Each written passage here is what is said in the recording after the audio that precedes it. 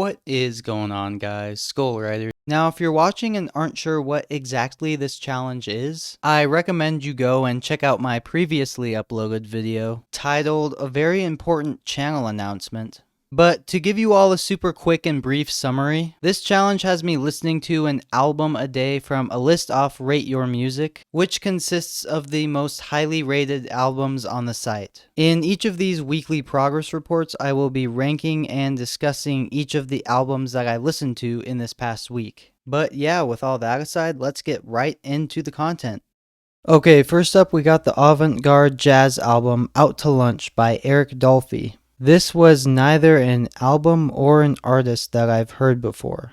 So the best way I can describe this thing is it's noisy jazz. Like, this record started off pretty normal sounding for jazz standards, but then it's like the instrumentals just started lashing out randomly. And after that, pretty much every second of this thing I was super on edge. Which is something like I've never thought that I'd feel with jazz music of all things. Probably one of my favorite things about this record were all the really cool drum breaks and fills on here. Like, instrumentally, there was just a lot of crazy stuff going on. Now, artistically, I definitely appreciated this album, but compared to other jazz stuff that I've heard, I didn't super love it. Personally, I like the jazz that has more of this bass melody that proceeds to improvise off of that. But that's like honestly just a matter of preference, and I can see why this album is on this list. So because of that, I think I'm going to give this album a high/mid B tier. Okay, at album 344 we got It Takes a Nation of Millions to Hold Us Back by Public Enemy. My favorite thing about this one was definitely all the really cool and interesting electronic sounds that were on here. Like, all in all, they still definitely worked really well with the rap. It for sure took me a bit of time to grow on the vocals, but by the time I Don't Believe the Hype hit, I was super into them. Though it was still kind of hard to take the backup vocal guy seriously sometimes when he'd randomly come in and yell stuff like, "Yeah, boy." Like that was a bit much for me. But the instrumentals and mixing were just crazy good on this thing. Like, they were almost funky at times. My favorite moment in the album was definitely the last few songs. They were super strong. So I'd say all in all, this record balances out to a high B. Alright, well, next up we have a Bob Dylan record. So I'd heard some Dylan stuff before, but this album really solidified my liking in him. His songwriting just has so much wisdom behind it. It's honestly like an old man talking about his life experiences, even though Bob Dylan was really young when he wrote this. Though part of that feeling probably comes from the fact that the stuff that he talks about did happen quite a while ago. But his ability to tell a story and narratives in a song is just unparalleled. I mean, this album was so great and chill. Like, the only critique I could really give it is the harmonica could get a tad bit annoying sometimes. But like, it's a harmonica. It's an instrument that's rarely used, so like, really, I still did appreciate it a lot. But yeah, there was overall a great balance between songs from slow to upbeat, sad to celebratory. This album is certainly worthy of A tier. We'll give it a high A. Alright, album number 342 is Pink Flag by Wire, an artist I have never heard or heard of before. So this was probably some of the most different sounding punk that I've heard. Like all punk, it had this really chaotic and urgent energy throughout. But what really threw me off is I had no idea when this album was gonna start building, when it was gonna drop off. Like, I've never heard a record with this many breaks and short songs. Like, songs would just end. That's just how this album was laid out. However, this album really had more downsides for me. Like, there was probably only one or two tracks on here that I actually really enjoyed. As the album progressed, it just really started to get more repetitive and monotonous. There were a few unique tracks like Strange and X Lion Tamer. That song was really good. But I don't know, everything else just kind of blended together in a not great way.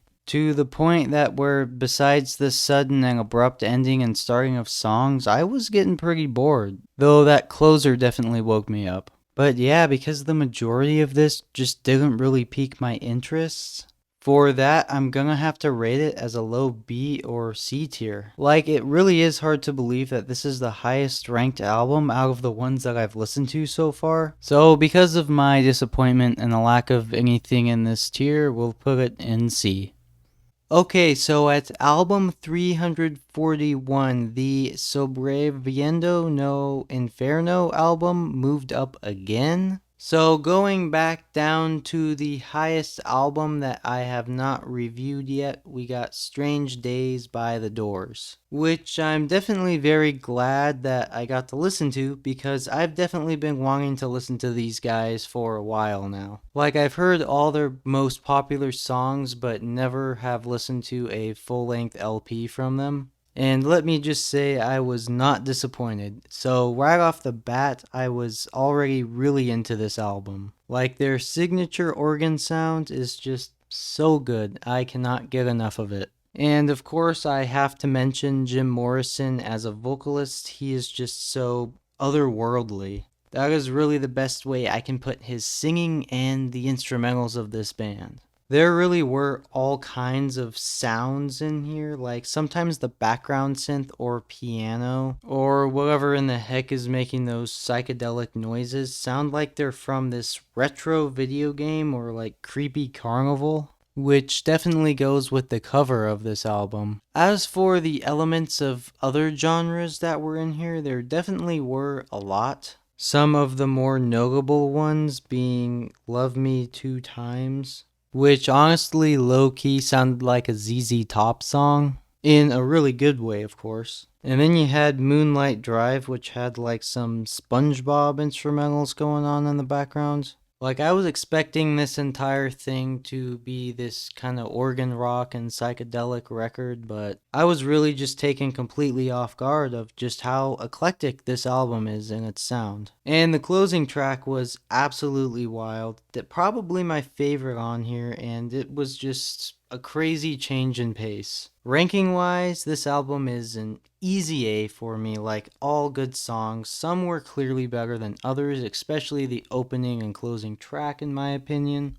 And People Are Strange, of course, that is a true classic. So we are going to have to put this one rather high.